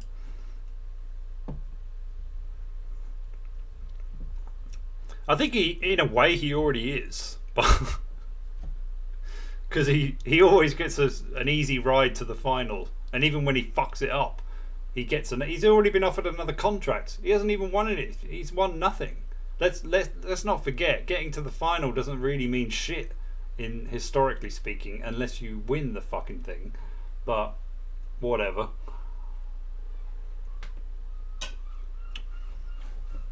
Anyway, yeah, I should have waffled on about this before. Just get onto this, because I thought I'd highlight, if some of you are begging for an old GC. Actually, I haven't put myself in this. Here we go. He's not a bad looking dude. I'll give him that. He's getting on a bit now as well. But yeah, here we go. Look at that old review of fucking McKay, which is 5 years old. How much I've aged in this time is arguably more horrifying than the book itself. But yeah, that's still there. I don't know how that's still there, but whatever. And I think it was this one, if I'm not mistaken.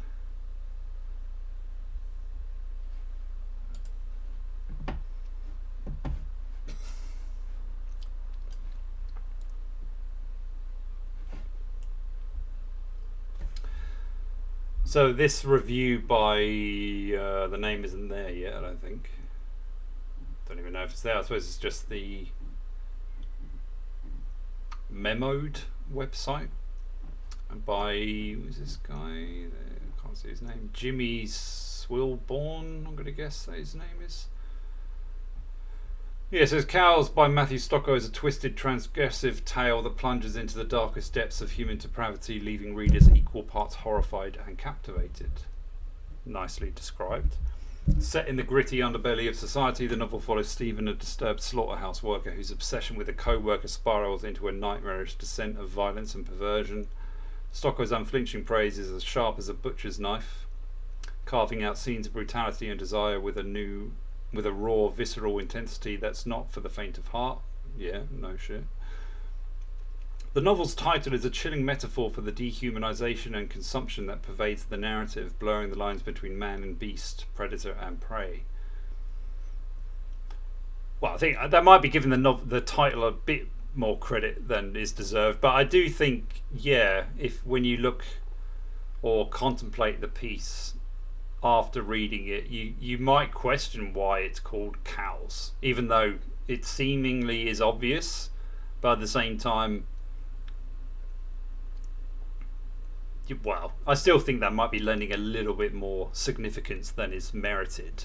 But yeah, also it's I do think the novel itself describes dehumanization and consumption and whatnot, very much so in fact, and the lines between that are very blurred, and maybe that is partly why the real world and the world depicted for Stephen and co feel divided, and yet at the same time they're not. It's because there are people out there who have to do this kind of work, and we just all collectively ignore the you know, in some ways it would be interesting if it was based in like a Bangladeshi, you know, fast clothes factory or whatever, and it was more, you could definitely, you know, and you just had this colony of children making all of these clothes under these horrendous conditions, and you could have, you know, one of the leaders of this be an abusive arsehole who treats them like cattle or something like that, which are, in some ways they kind of are.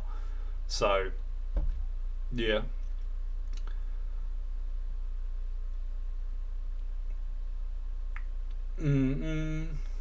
But yeah, I mean, you can read these for yourself as I'm going through them, but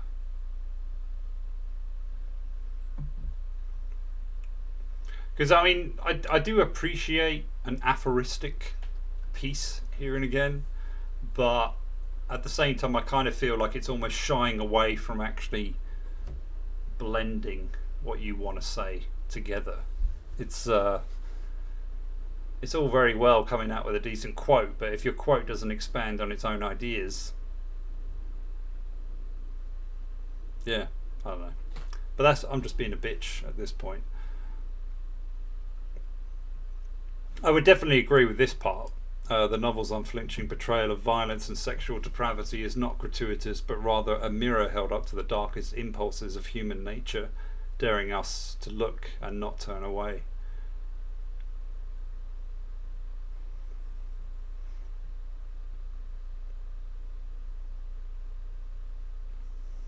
And yeah, lastly, the book is effectively a literary sledgehammer, shattering taboos and leaving readers reeling.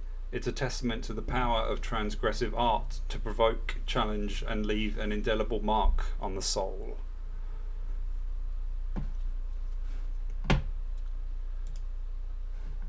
Yeah, well, I might do for a laugh, because yeah, I haven't exactly got a list of people lying in wait to get on the fucking interview show, and you never know, you know. But yeah, I don't think so. I mean, the guy doesn't seem to talk to anyone, so, and really I think that's a wise move on his part, especially given the content of his work.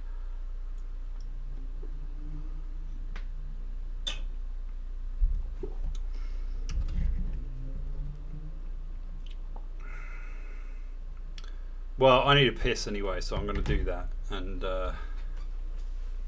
then we can, if you want to spin, because when I come back we'll do some spinny roos.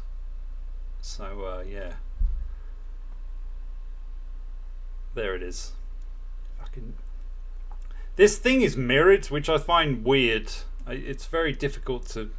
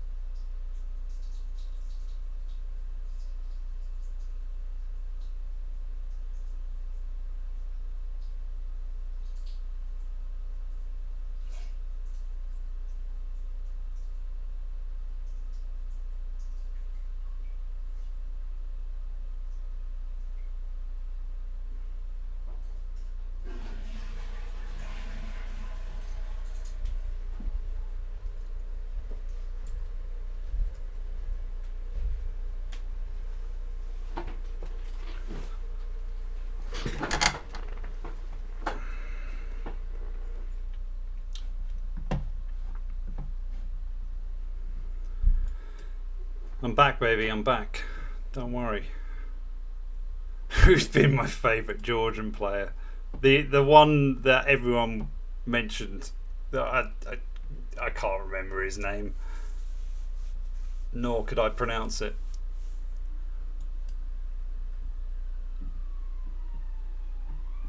I will. I'll take. Okay, tomorrow. So against Spain, I think England.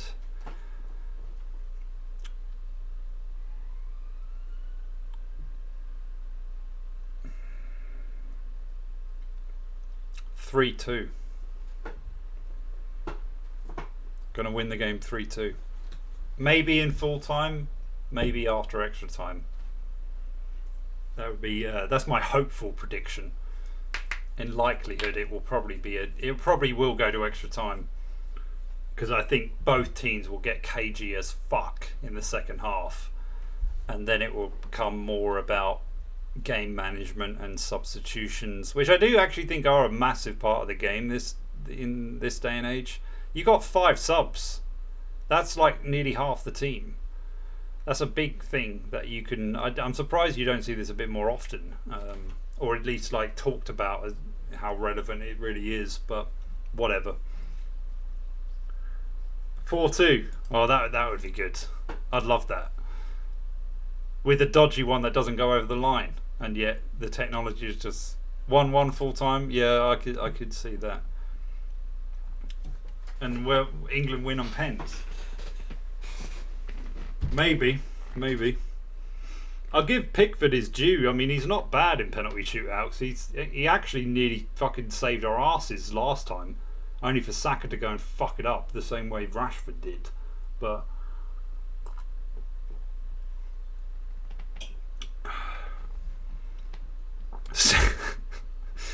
can you imagine? Can you imagine like how grim that would be? Like a FIFA game where it just like you're beaten in like 20 minutes, 4-0 down. It's over. No, I to be honest, I've got no fucking clue. I'd love it to be 3-1 England, to be honest. Something where you can breathe. So 2-0 up at half time. That'd be nice. Then they get one back, so you're bricking it a little bit, but then on the break, get that third, and then just see the game out, parking the bus. That would be nice. But 4-2 would be great, actually. Yeah, why not? Why not?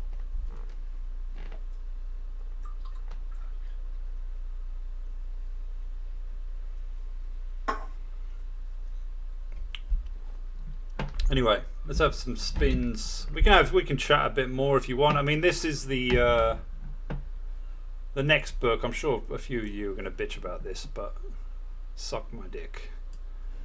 So this is the one I'm currently reading. Some of you might have heard of this. It's quite well known. I think it had a bit of internet fame at one point. I don't really know too much about it, but I started on a whim. I was like, I was actually going to start reading Whatever by Welbeck, and then I was looking through the other books I downloaded, and I started reading this one, and I was pretty captivated. Actually, I was kind of surprised. It's definitely more subtle than Cows is, but yeah, I mean, I'm kind of intrigued by the style of it, and there's a gentleness to it, and yet at the same time you're kind of wondering what to trust within it. And it's just so far it's just been about this guy describing his very early childhood, and about a time he kind of wakes up in the woods and he doesn't know where he is, and he tries to make his way back, and you kind of get this odd sense of like, is he talking about what actually happened, or is he talking about something that happened before, and this is how he's dealt with it mentally or psychologically or something. And yeah, it's got a nice tone. It's very atmospheric so far. I would say perhaps a little elongated in the chapters that I've read so far, but I can't judge it on that just yet, because obviously I'm not all the way through it. I think it's about 200 pages odd again, so this will be the one I'll be talking about next. I think it's more well known than Cows is, or at least it seems to have quite a cult following. So yeah, get on it. If you need a copy, let me know, either in the comments of this vid or send me an email, be easier. I mean, you can get your hands on a piece or a copy if you want to. I've just downloaded it, which I probably will do for a lot of these books, to be honest. And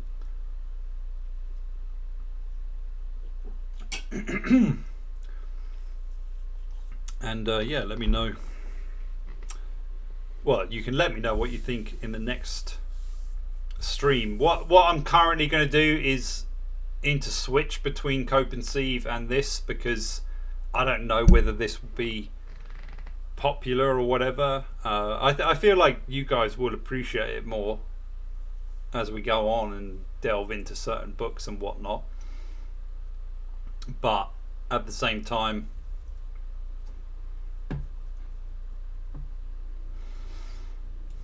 yeah, but I can't know what you're. Just send me an email with that email address saying pen pal or whatever. It's just so I know, because I can't read what you're.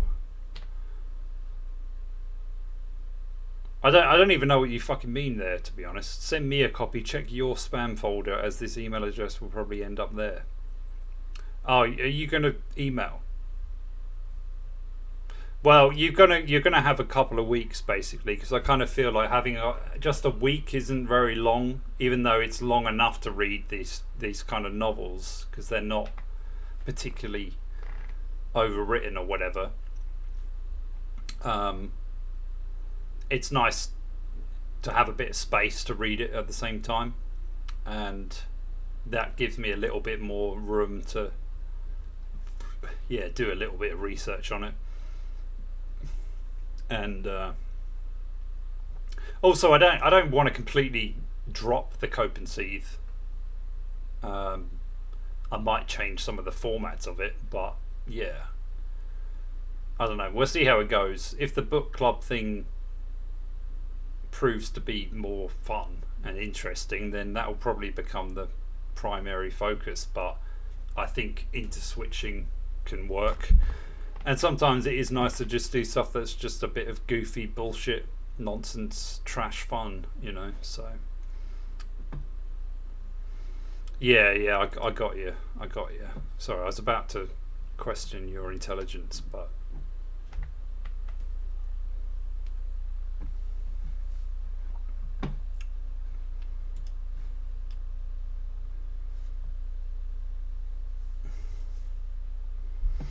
yeah, correct.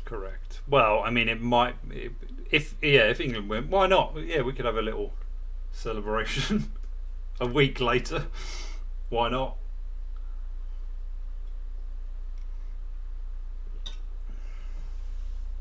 Or a massive bitch fest. Southgate out.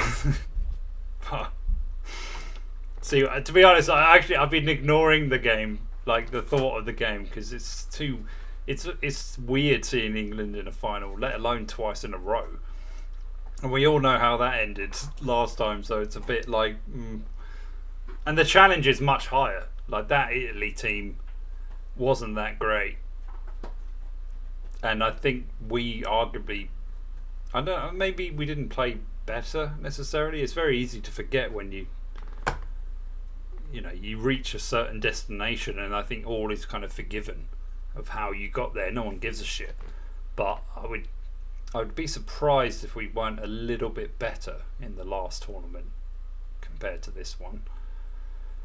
But I don't know, no matter, even if we are playing a little bit sus at times, there is a level of control to our play that's quite impressive. It's almost like a war of attrition out there at times, because we're very strict in terms of, like, when we sit and we don't fucking move. But against a team as fluid as Spain, I just worry what that could entail. I do hope we rough them up a bit as well, to be honest. I think the way you've got to deal with these kids is just you got to get a bit physical with them, show them what's what,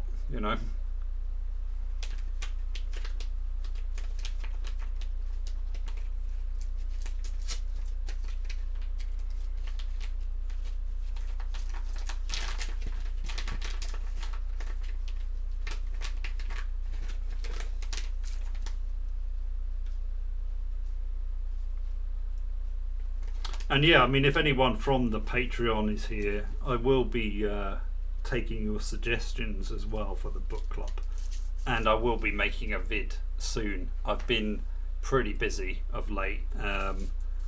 You probably noticed I haven't exactly uploaded a lot to the YouTube, my main channel. I'm kind of just feeling things out a bit at the moment. I'm enjoying doing the interviews, and I'm planning on doing more of those, and I want to do more of this stuff, and I'm also putting this anthology together, so it's all got a bit difficult to balance.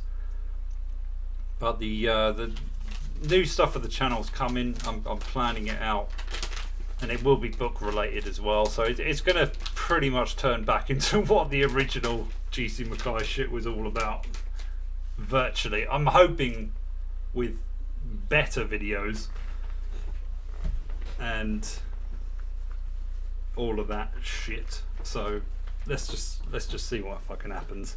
But usually when I start concentrating on a book, it does take a lot of my energy, and going from that to a film script or review script and editing and all, it's a lot of work. It's a lot of fucking work. So I thank you for your patience.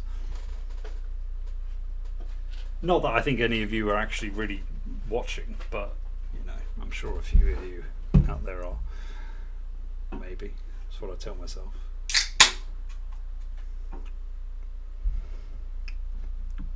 But I think we've got some spins. Just the two. Alright, who should we do first?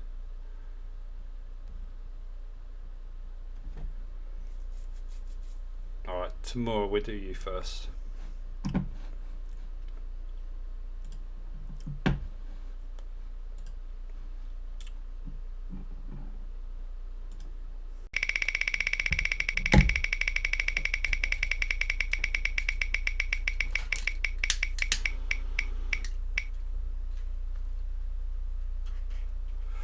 You lucky bastard. A free copy. I mean, I know what your email is. I'll send it anyway. I don't know whether you've got any interest in reading it, but you should. You should have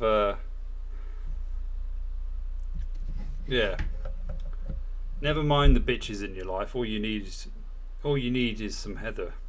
That's what I'm here for. So congratulations. And now, Painbow, you're up.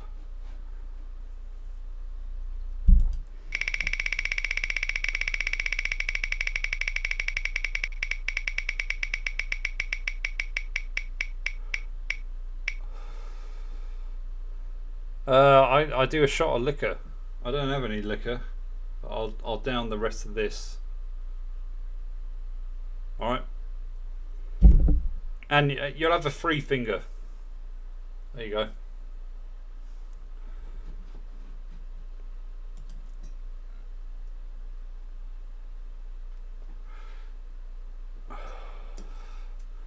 So I haven't smoked cigarettes for like the whole like a week at least. And these are going like normally they taste a bit rough, but these taste fucking delicious. It's annoying.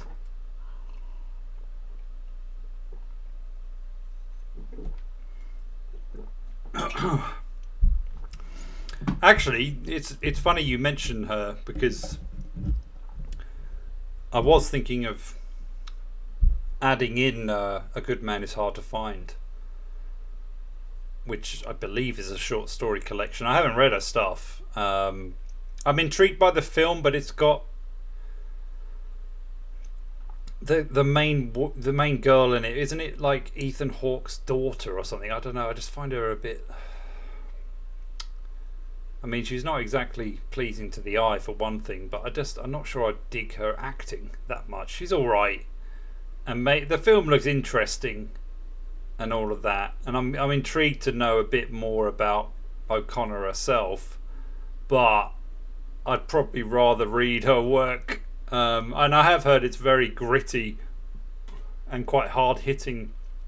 It might feel a little bit obscure because I know it's based obviously in her era in America and all of that kind of stuff.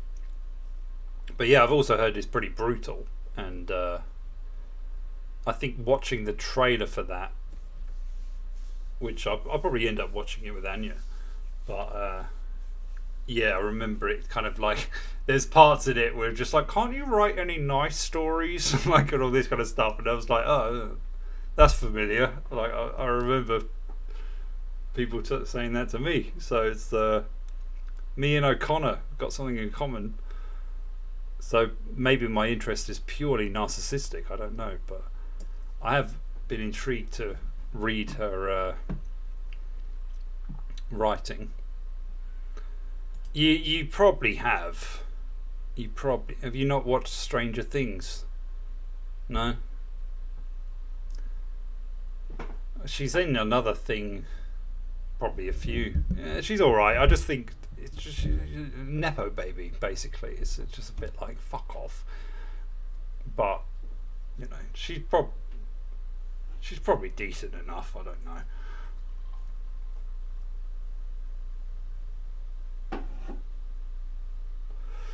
But I think O'Connor's life, because she had a lot of health issues and stuff, and still, you know. Ah, okay, yeah. I think she only turns up in 3, maybe 4. And to be honest, 3 was shit. So.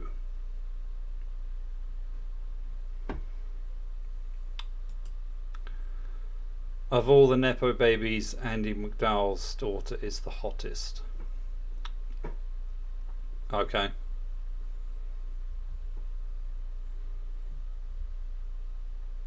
And maybe that might be a subject for the Cope. Who's the most fuckable Nepo baby? We cover it all here, you know. Any question, any doubt, it's all there. Anyone else want to spin? It's always the same fuckers. I feel for you guys. It's a lonely business. Where's that prick hawk tonight, by the way?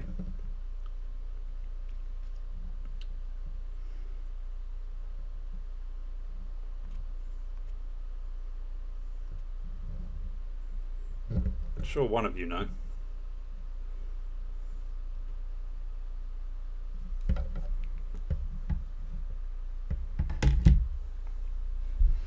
Well, I'm not sure I agree with you.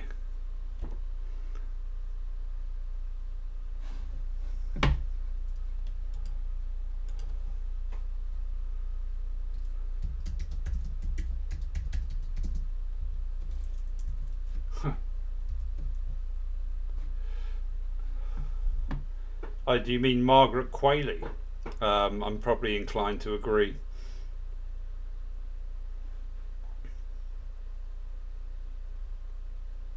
I didn't even know she was a Nepo baby, to be honest. Or are you talking about the other one? Rainy? Maybe.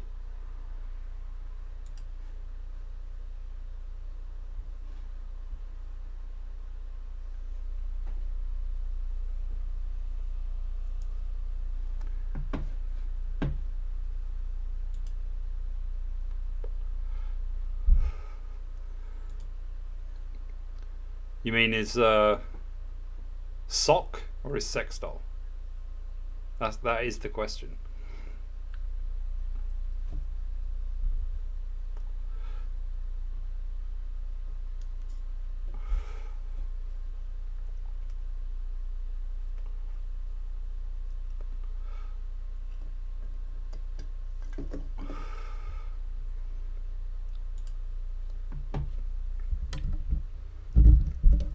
To be honest though, if you were to really like look through this supposed Nepo babies, I'm sure most of them are. Like, we're just more aware of it nowadays. But yeah, quite a lot of them.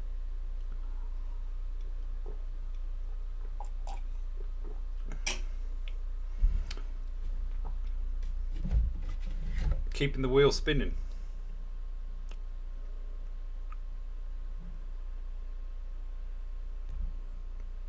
Yeah, well, not at this exact moment. But never mind, I think we're at the end.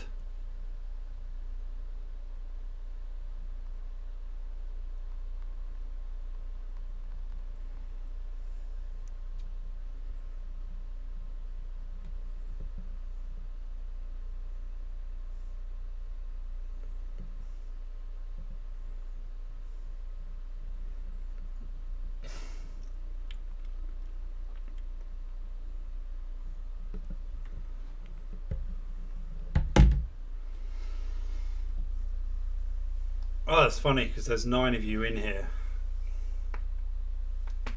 Oh, there's 8 likes and 1 dislike. Nice.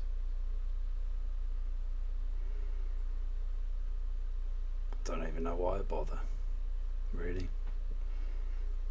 Do you ever get that every morning? You're just like, oh, what's the point? What is the point in being alive?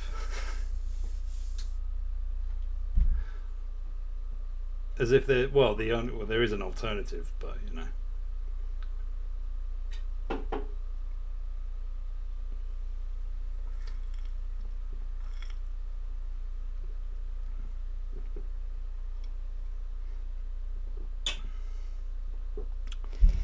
But yeah, I was going to suggest, yeah, if you have any books that you think would suit, obviously you can let me know. I'll put it on the list. I will probably prioritize the ones I think are best at the beginning, mainly because I think, yeah, they need to fit a certain dynamic. Cows might be the anomaly to that. I'm not sure at the moment, but I'm interested to explore books that have a cultish kind of status, but not in the kind of canonical sense. So there's a few out there, like Pen Pal is one that is done pretty well, and I think was birthed pretty much by the internet in a sense, or at least it gained its popularity mostly because of the internet. And yeah, there would be others that can also mirror cows potentially. There are a lot of extreme horror books that I'm intrigued to check out. I you know, as someone who writes pretty transgressive stuff, I'm kind of like, well, maybe that's the avenue I should go down, because quite a lot of this extreme horror stuff gets quite a cult following, and feeling freer to just say what I fucking want would be nice, but I suppose I'm slightly dubious as to why it's gratuitous. I think there does have to be a reason for it most of the time. But whatever. And then, yeah, we'll see how it goes. Take it from there. Blah, blah, blah.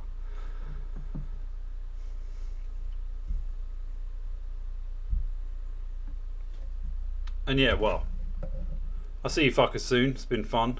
Go on, England. It's going home. And all of that jazz. And yeah, well, maybe if we win, I might jump on just to be an arsehole. I doubt it, if I'm honest, because I'll probably be drunk already. But who knows? Who knows? We can. I'll leave it in the air of mystery, let's say. But yeah, well, it's been fun. Thanks for tuning in. I hope you enjoyed it. And yeah, well, I look forward to the next one. Read the fucking book. That would be good.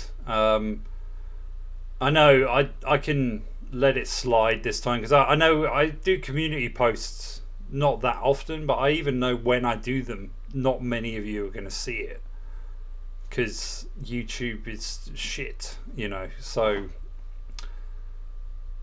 hopefully people who do tune in, at least you all know what's going to be the next thing, and maybe at some point we can organize it in a different way so that even if you haven't seen the stream, you're going to know what it is. I mean, you could just join Patreon if you want that, but yeah, hopefully you can talk amongst yourselves if you do already or whatever.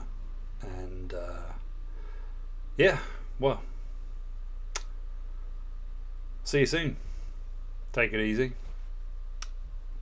Ciao, arrivederci, all that bullshit, and come on, England.